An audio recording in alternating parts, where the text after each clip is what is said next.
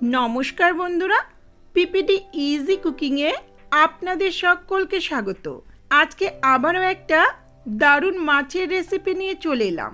আমার আজকের রেসিপি বাম মাছের ঝোল। এটি গরম ভাতের সঙ্গে খুবই ভালো লাগে।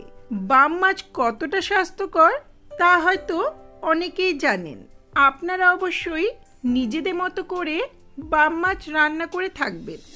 তবে আমি কি করে রান্নাটা করি আজকে সেই রেসিপিটা দেখাবো। আশা করছি ভিডিওটা পুরো দেখবেন। ভালো লাগলে লাইক কমেন্ট শেয়ার করবেন আর চ্যানেলটাকে সাবস্ক্রাইব করে পাশে থাকবেন। চলুন তাহলে রেসিপিটা শুরু করি।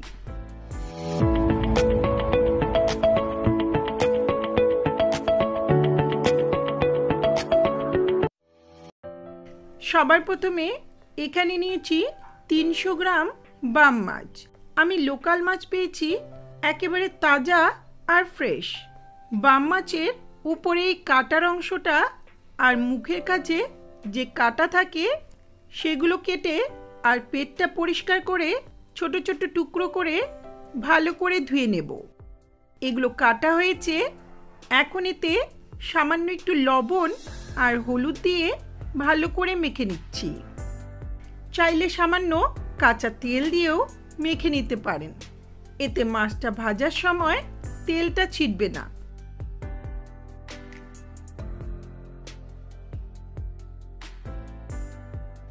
এটা একপাশে রেখে ব্লেন্ডিং জারে নিচ্ছি 8-10টা রসুনের কোয়া, 1.5-2 ইঞ্চি মতো আদা, একটা ছোট সাইজের স্লাইস করা টমেটো, কয়েকটা কাঁচা লঙ্কা আর এখানে 2টো পেঁয়াজ কুচিয়ে নিয়েছিলাম, 1 মুঠো দিয়ে দিচ্ছি।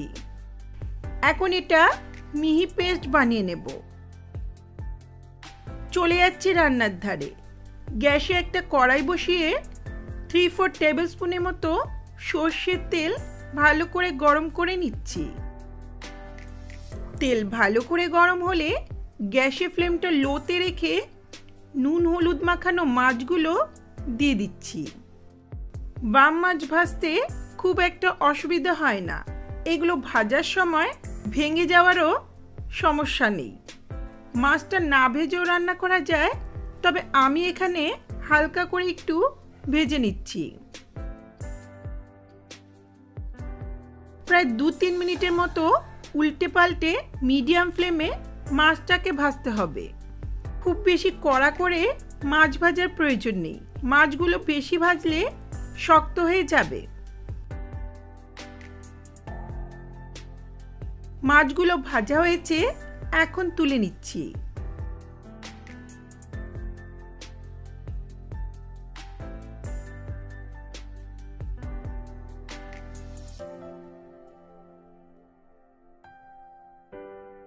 এগুলো তুলে একপাশে রেখে কড়াইয়ের অবশিষ্ট তেলে ফোড়ন দিচ্ছি 1/2 টিস্পুনের মতো গোটা জিরে।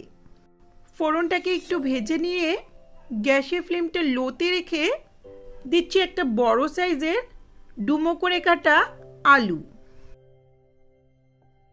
সামান্য একটু লবণ আর হলুদ দিয়ে আলুটাকে মিডিয়াম ফ্লেমে হালকা লাল করে ভাজবো।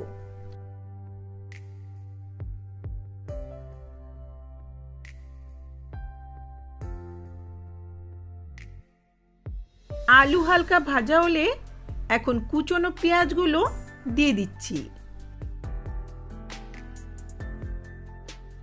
পেঁয়াজটাকেও আলুর সঙ্গে হালকা লাল করে ভেজে নেব। যদি রান্নার পরিমাণটা আরও একটু বেশি হয় তাহলে আলুটা ভেজে আগেই তুলে রাখতে পারেন। পরে পেঁয়াজ রসুনটা কষিয়ে নিয়ে আলুটা যোগ করা যেতে পারে। পেঁয়াজটা হালকা ভাজা হয়েছে, এখন আদা রসুন লঙ্কা টমেটোর পেস্টটা দিয়ে দিচ্ছি। ব্লেন্ডিং জারে অনেকটা লেগে আছে, তাই সামান্য একটু জল দিয়ে ধুয়ে দিয়ে দিলাম।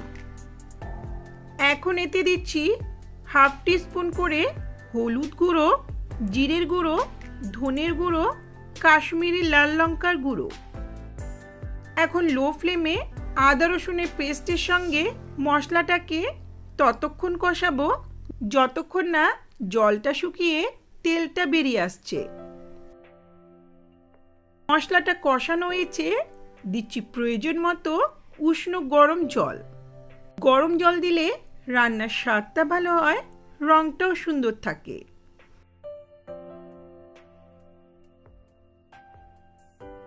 ভালো করে একটু মিশিয়ে নিয়ে দিচ্ছি স্বাদ মতো লবণ, খুব সামান্য 1 চিমটে চিনি।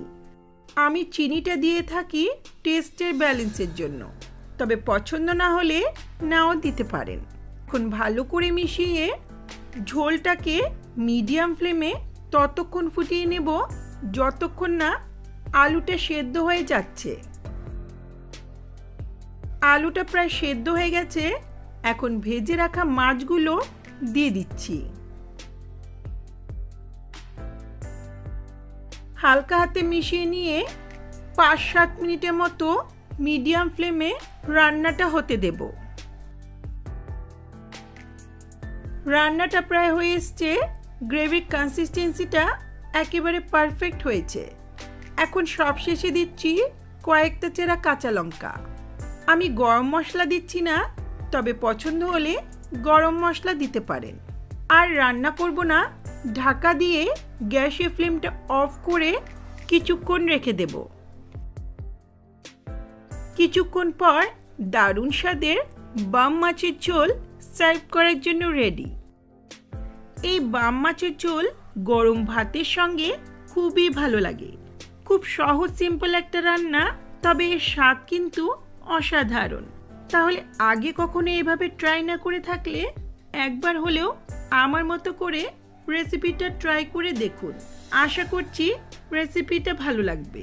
ভালো লাগলে লাইক, কমেন্ট, শেয়ার করবেন। আর চ্যানেলটাকে সাবস্ক্রাইব করে পাশে থাকা বেল আইকনটা অবশ্যই প্রেস করবেন, যাতে আমার ভিডিওর নোটিফিকেশনগুলি আপনাদের কাছে সহজেই পৌঁছে যায়। ধন্যবাদ।